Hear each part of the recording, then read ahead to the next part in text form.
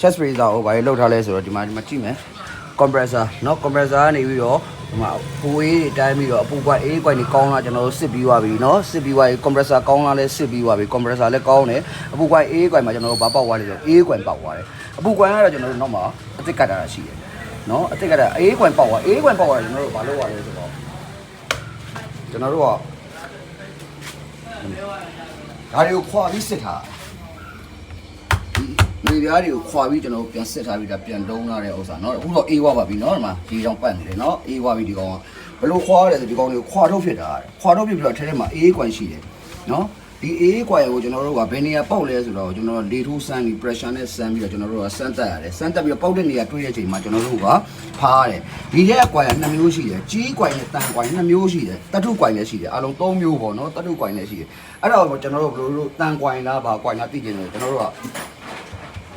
တန်လိုက်တုံးကတ်ပြီးတော့စမ်းကြည့်ရတန်လိုက်တုံးကတ်သွားပြီဆိုလို့ရှိရင်အဲ့ကောင်သိကြတယ်အဲထဲမှာတန်ကွိုင်းမယ်เนาะအဲ့လိုမျိုးစမ်းရဒါအကုန်လုံးကို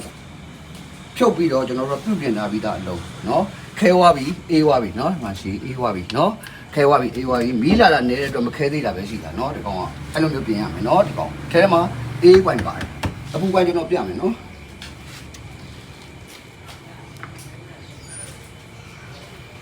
ဒါအပူကွိုင်းကတ်တာ